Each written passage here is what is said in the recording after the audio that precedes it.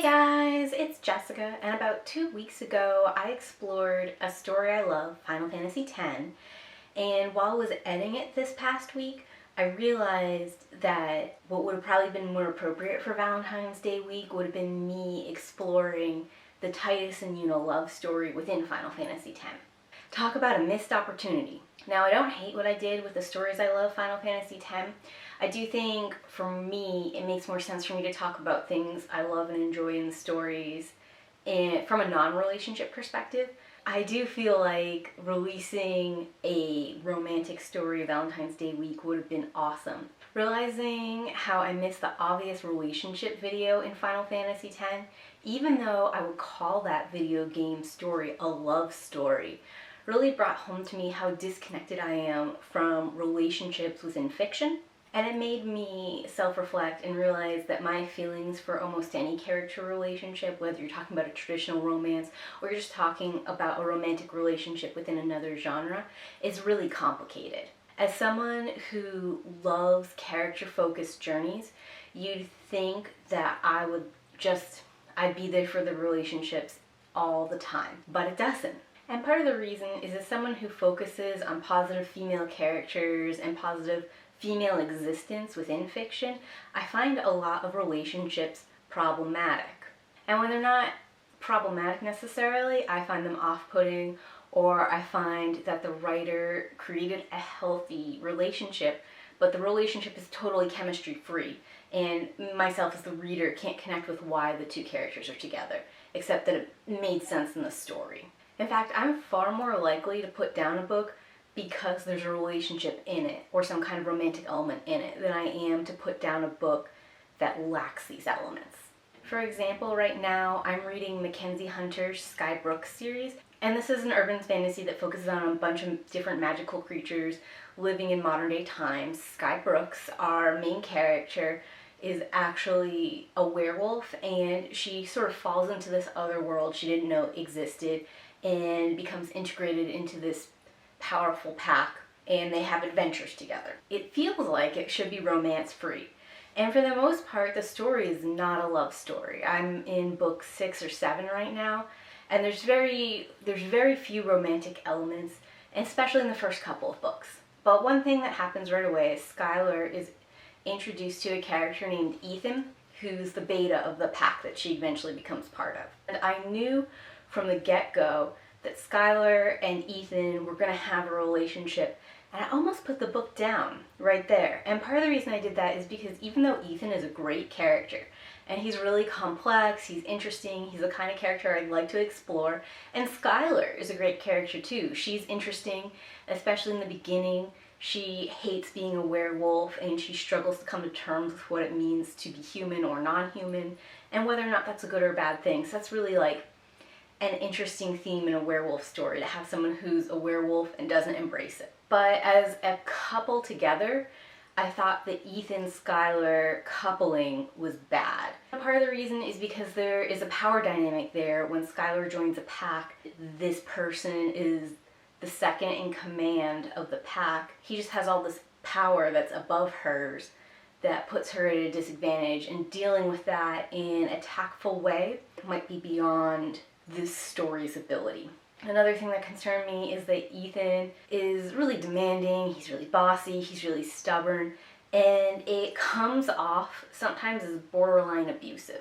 And I wasn't into reading a romantic story or a romantic subplot line in this story where that was part of what was featured. But I kept reading, even though I knew this romance was going to happen, because I thought, well, maybe the two characters will evolve together. Sky will become more confident, more stubborn, and Ethan will kind of soften a little bit. He'll start to develop some of those people skills, and he'll be less intense in a way that seems bad for any romantic relationship. When they did finally get together, I thought, oh, this is bad. And part of what was bad about it is that these books are told from Skylar's perspective, and it seemed to me that Skylar was not attracted to this guy. She liked him as a friend, she enjoyed engaging with him, she knew that he was a good beta, a good leader. That doesn't mean that you should date someone. And she wasn't giving any of those cues that she thought she should date him. Yeah, she mentioned he was attractive. She mentioned a lot of men were attractive. And I was just like, so what specifically is it about him that makes you want to date him or be together with him? He's not the only guy who wants to have a relationship with you. He's not the only guy who's attractive. And he certainly isn't the best personality fit. Besides that it was a romance without any chemistry and that kind of popped out of nowhere, is I still don't understand why Ethan wants to be with her. In that regard, it also feels like he's just doing that because there needs to be a romance in the plot. And the scenes that are supposed to be steamy are not. They feel really rote. And it's very hard to write steamy romance scenes. Certainly, I don't want to imply that it's easy, but they're not well written, or at least they don't have that like ooh element that you look for in an explicit steamy scene. When the two characters got together, that was another part where I was like, do I stop reading right now? Because this romance is going to be a big deal for the rest of the series, and I don't understand it or like it. Now, I am still reading the series, so I haven't given up on it, but it's just one part of the story that's not good, and that takes a lot of time that I don't like. I'm using this story because it's what I'm currently reading, but this happens to me a lot. There's just a lot of books where I'm like, I saw you set this up, but other than the fact that this is a book and this is a thing that you need that seems to need to go into books right now, I don't know why these two characters are together. Or I don't think these two characters should be together. And because of that, I don't read a lot of romances, I don't rate a lot of relationship elements in books, and I tend to skip those parts. Even as a writer, writing relationships in books is difficult. My novel, Follow Me, Tattered Veils, is an urban fantasy about Roxy, my main protagonist, just trying to find her place in the world, sort of a coming-of-age type story. And of course she has a relationship in that. She starts dating a pessimistic, substance-addicted, kind of dead-end dude. And the relationship has sweet moments in it, at least to me. I did my best to write in genuinely sweet moments. And there are things about the relationship that appeal to me, that are interesting. But at the same time, the relationship itself can't possibly be healthy. Like, you can't have a romantic relationship with someone who is in a dead-end situation, who's addicted, and who's so down on themselves and not trying to turn it around. You can't have a relationship with someone like that and have that be a healthy or successful relationship. You know, and I try in my book to show both elements, that there are sweet and good things, that in some level, these two characters do bring out the best in each other. But at the same time, the relationship itself has some self-destructive elements, or some elements the two of them have to overcome. Or if they don't overcome it, it's going to sink them both. And that's really hard to do. It's hard to show a relationship that might not be healthy or good, and to show why it will be positive to characters without also suggesting the relationship itself is a good relationship. Or, you know, you can do all that, but then the relationship lacks chemistry or doesn't make any sense to the reader. So it's a very complicated, difficult balance, and I don't want to put any other writers down if they were struggling with that and just didn't quite reach that point. So I thought for the last week in February, something that would be fun to do is to explore just 5 compelling relationships within fiction, not necessarily books, just all fictional media. 5 relationships that were compelling to me and that I found appealing for some reason or other. Now, not all the relationships are healthy, and not all the relationships are good model relationships, but they have elements that felt real and drew me in and that I enjoyed. And the reason we're going to talk about this is to see what is working in a fictional relationship, what we should be trying to emulate, and where we can go to take some of these other relationships that don't feel real to add depth, to add tension, or make them feel less compromised. And I had a really hard time coming up with relationships that were like this. I had to ask friends, family, and my husband just so that I could start to create a list of different relationships, shows, book series that had a character relationship that I thought was positive. So this has been a struggle for me. It's taken a lot of work to compile it, and something I would love is if you have a relationship in any kind of fiction, if it's a movie, if it's a show, if it's a book, if it's a video game, any of it, go ahead and you like it, you find it compelling, please drop a link down in the comments, let me know. And I would love it if you would tell me what you liked about it. Was it romantic? Was there a complicated element? Were they exploring a theme? You know, tell me in the comment below what that relationship is, where it's from, and what you liked about it. Because I am struggling with romantic relationships in fiction, and I would love to see more examples that I could learn and grow from. So number 5 for me is going to be Castle, and that's going to be the Beckett-Castle relationship. This relationship has some elements that I think are troubling. But when I asked my husband what was his all-time favorite fictional relationship, the first thing he said, without thinking at all, was Castle. And there are things that are fun and enjoyable about this, so I wanted to go ahead and explore it. First of all, even as early as season 1, the banter between Castle and Beckett is really fun. The two of them have like a friendly adversary sort of relationship that is interesting. Castle, our male lead, is really quirky. He sort of like pokes at things he shouldn't be. He's got that curiosity killed the cat kind of vibe. And that's kind of charming. And it's fun to watch characters who are always sort of falling into trouble. And then Beckett is very down to earth. She's really procedure oriented. She's very focused on her job. And you've got to love a career woman, number 1. But number 2, you've got to love someone who is serious and deadpan. It makes like for great comedic moments to have sort of a quirky guy and a straight man. And it's fun to subvert expectations where you expect the sort of quirky, flighty person to be female because those are stereotypically female qualities, and the serious one to be a man. When you reverse the roles like that, it's fun. It creates this kind of playful dynamic, and it lets us explore different depths of gendered roles in a new and interesting way. So all that's kind of fun. And you know, at first they have a friendly adversary as a relationship, and as seasons go on, it starts to become close friendship, and then eventually it falls into a romantic category.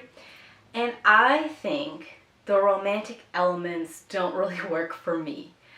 I think they should have stayed friends, and they shouldn't have advanced into a romantic relationship. And for me, part of the reason that's the case is because when Castle does link up with Beckett, he's sort of foisted on her in an unwilling way. You know, he has these connections with the mayor. He wants to shadow her in her job because he's writing a character that's like her. And she's not into it. And to be fair, Castle is often messing up her investigations. So there's not a lot of reason for her to be into it. And eventually they grow to respect each other and respect each person's process and become more like a partner team. I think though just the fact that they become partners like that is compromising to add romance into it.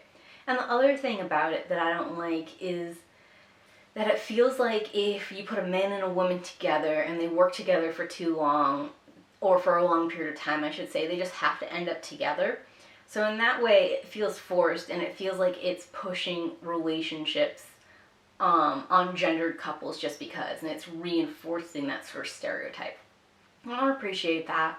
I don't appreciate the fact that we don't have a man and a woman team that I can think of where both parties are straight or pan and they never hook up, they're just friends. The other thing, you know, like I said, there seems to be some unfair power advantages. It feels like Beckett is forced continually to capitulate to Castle's demands. And in later parts in the season, Castle has information that Beckett doesn't, that he doesn't share with Beckett. And that creates another like secret group power dynamic, even though she should be in charge and she should know more about different investigations and things going on. She just doesn't. And she doesn't because Castle has like the secret tip-off thing going on. I don't like it. It adds another wrinkle into a relationship that makes it feel like patronizing in some ways. I understand they have really fun banter. They have this playful back and forth shoving and sort of like egging each other on, and that we like those kind of romantic relationships. They're fun to watch, but I just think the way it comes together and some other elements of their dynamic make that relationship troubling and put Beckett in a weakened position. And since part of what I enjoy about the show is that Beckett is the strong routines and knowledgeable cop, and Cass is just this kind of goofy dude along for the ride, I don't like how they make him the strong one in the relationship and her at this weaker disadvantage. So number 4 is going to be Anne of Green Gables, Anne and Gilbert's relationship. Now this is kind of a deep cut. I had to go to the way back machine to find this one. I read a lot of Anne of Green Gables 6th grade through 8th grade. I read way past where the story was interesting to me and into a part where like Anne is just an adult doing adult things and having a pretty mundane life. So from that perspective, I've got to tell you, you should probably stop after the 5th or 6th book. But one thing that's fun is, you know, Anne of Green Gables, she starts off as like a child orphan who's adopted by these 2 young folks, well, these 2 characters. And we start with her really young, working her way through school, making best friends, and her best friend relationship with Diana is also really amazing. This is like a great example of girl characters together just being good friends. So the 2 girl character dynamic is great. And then I enjoy the Anne of Green Gables story, Anne and Gilbert, as well, where they start off as adversaries. And what's cool about this is Anne is the one who's getting it over on Gilbert. Like, Gilbert is sort of like a self-confident, almost kind of bully character, but Anne continually turns the script around on him, and she's the one who's like pushing him into the lake and getting him in trouble and otherwise driving things. And their like prank war animosity eventually blossoms into mutual respect, acknowledging each other's intelligence and realizing that they have more in common than they do that's different. And that sort of blossoms as they grow up into a romantic relationship and they eventually get married. I enjoy that childhood adversarial friend relationship into an adult romance. I felt the way that progressed was really natural. I think the setting and the other things going on in the story is really interesting and compelling. And I think that the Anne Gilbert relationship is probably like a 3rd priority. The first priority is Anne settling into this home, and then maybe Anne and Diana's relationship, and maybe even Anne finding herself as number 3. And then number 4 focus in the series is, oh yeah, and Anne also dates Gilbert and eventually marries him. So I like that it's not super high on the priority list. I like that Anne is a full person, and Gilbert's a full person too. I like that they seem to have respect for each other, and that it feels earned. And it's just sweet and enjoyable. For me, Anne of Green Gables is one of those sweet, escapable stories. Everything is sort of like colored in this romanticism, nostalgia, old times were good times, and Anne is sort of quirky and fun and creative, but only in these positive, lively ways. She's never creating something dark. She's always creating like an extra fun surprise. And sometimes the surprises go awry, but she is always trying to be her best self and trying to bring out the best self in other people. And number 3 is going to be Guild Codex Demonized by Annette Marie.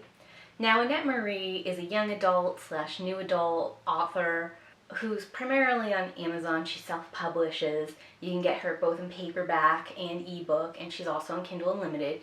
And all of her stories, romance-wise, are written pretty well. At least all of them I've read. I think there are 2 series I haven't checked out. But generally speaking, I think the female characters are written well, the male characters are written well. Why they get together makes sense. And the 2 of them have like a fair and balanced relationship. They have good chemistry. The pacing is good. All of that. Out of all of them, I would say that Guild Codex Demonized is probably the best from a romantic point of view for me anyways.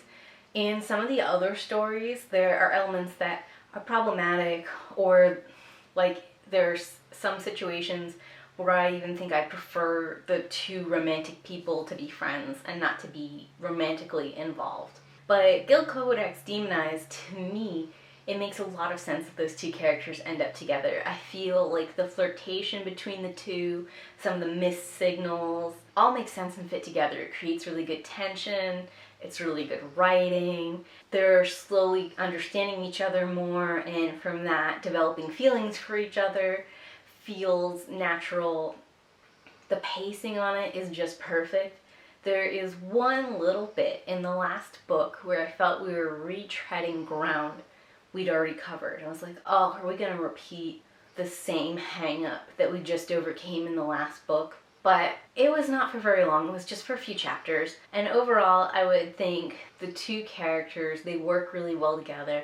And part of the reason they work so well together is because they're forced into a situation where they live together and their ability to continually survive and flourish is dependent on one another. Their relationship, when it starts out, isn't even necessarily a friendship. It's more like we just have to work together. And it builds into a friendship and then into a relationship.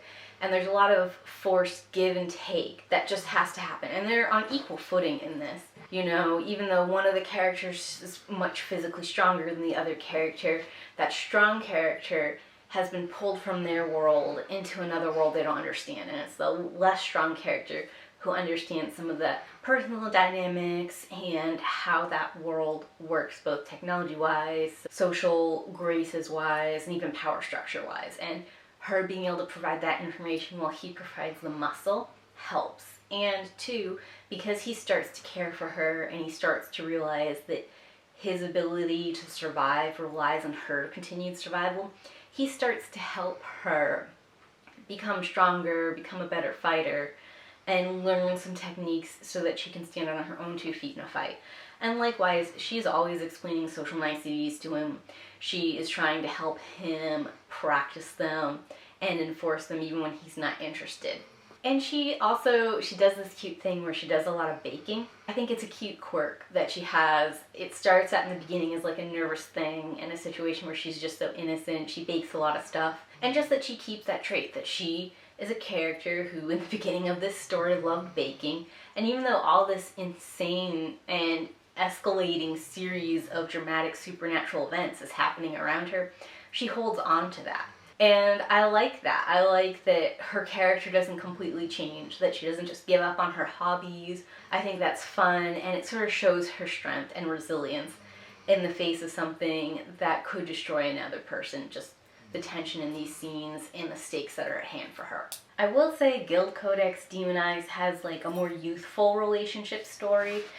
To me, I would think of this more as a young adult than a new adult book. Even though the characters are in their 20s and are supposed to be out of school, there's a certain like sweet high school feeling, first love kind of feeling on it. I enjoyed it for what it was, but you have to go in knowing that's what it is. You have to know that you're not getting some kind of sophisticated, complicated relationship. It's kind of like a sweet anime, first love, high school kind of feeling. So number 2 on this list is going to be Lost Girl.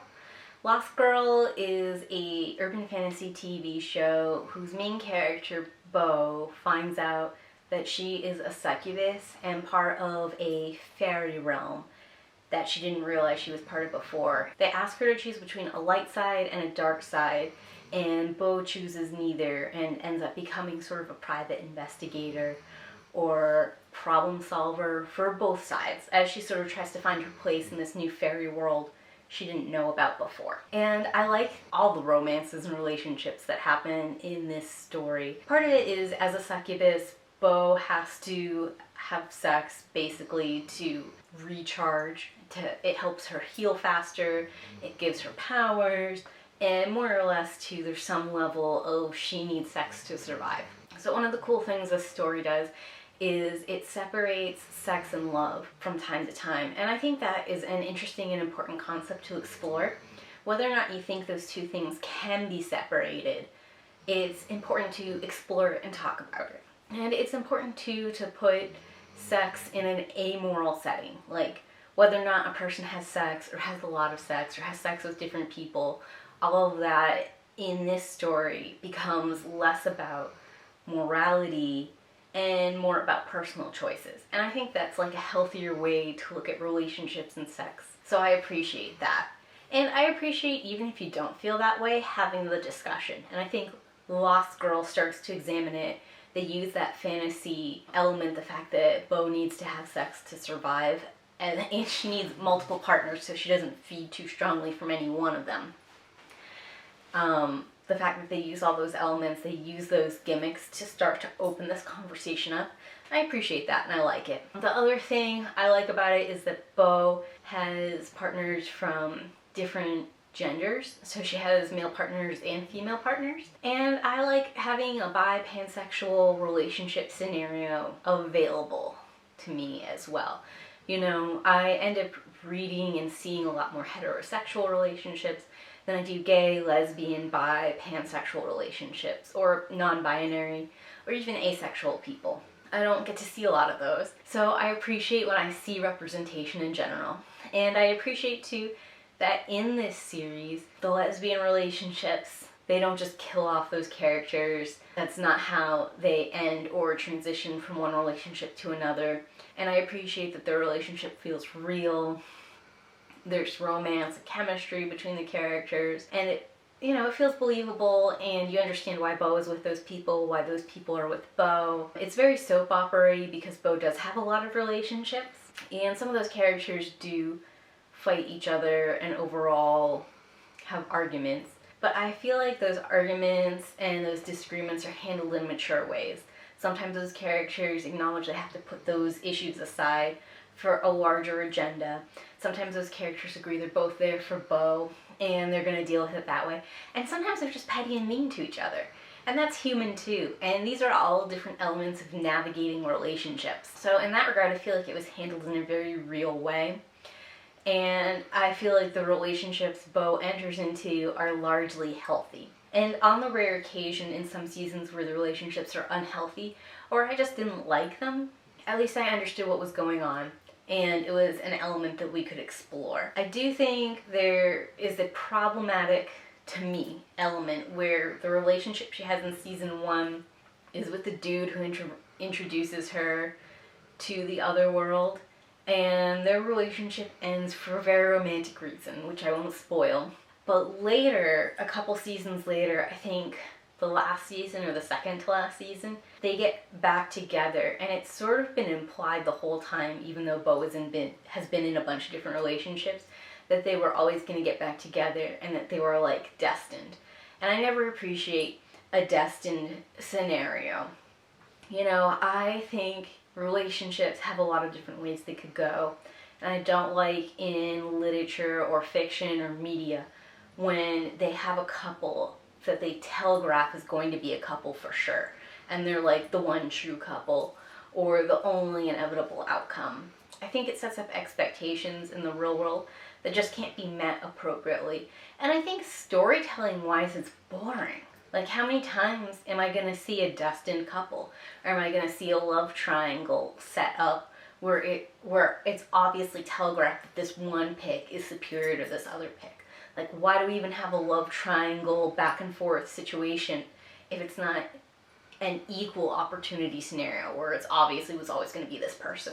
The show overall suffers a little bit from that, but generally speaking, all the relationships Bo has feel like real relationships in the real world, have pros and cons both ways, and show different kinds of healthy communication and interaction in society. And I enjoy and appreciate all of that. And it becomes a situation where I can see a lot of different potential couples or end couples for Bo, and all of them feel equally valid, which helps allow other people to explore their relationships in a world and know that, like, hey, whoever I end up with, as long as it's a healthy relationship, it's valid. And my number one favorite show for relationships is actually going to be Star Trek Discovery. And there's a lot of relationships in there that I think are a lot of fun. I like both of Michael Burnham's relationships. Both the one that she has first season with a guy who turns out to be a Klingon, and even more third season with Book. In the Klingon case, I really enjoyed that the two of them, they bonded over their humanity, over being in captivity and recovering from that. And the twist that this guy was actually a sleeper cell Klingon was interesting in a lot of ways, partially because Commander Burnham had a prejudice against Klingons, and seeing that she had fallen in love with someone who was actually secretly Klingon was interesting for her character. And the fact that he ends up betraying her in some ways, but also comes back and tries to save her and protect her, was very interesting. I mean, there's not a healthy relationship, but it was a relationship with a lot of depth and dynamic, and that was really twisty-turny. So I enjoyed that. And I like Commander Burnham's relationship with Book now in season 3 much better. The two of them are more open, they're honest, they have a friendly relationship. It's clear they were friends first and then got involved romantically. And both of those make sense. I mean, they spent a year together where Book was helping her look for and wait for her people to come. And Book spends a lot of time helping her reintegrate into Starfleet. And she spends time too helping him with his causes, because one of the things Book is into is he sort of is always fighting for the underdog, whether that is an endangered creature or an enslaved people. So that's kind of nice. It sort of brings out the best in both of them. And Book and Burnham come together and try to make that work. I also really enjoy the Paul Stamets, Dr. Culber relationship. I thought it was sweet in season 1 where they sort of poked fun at each other and had a slightly adversarial relationship, even though they were together. It felt like they wanted different things and were pulling their relationship 2 different ways.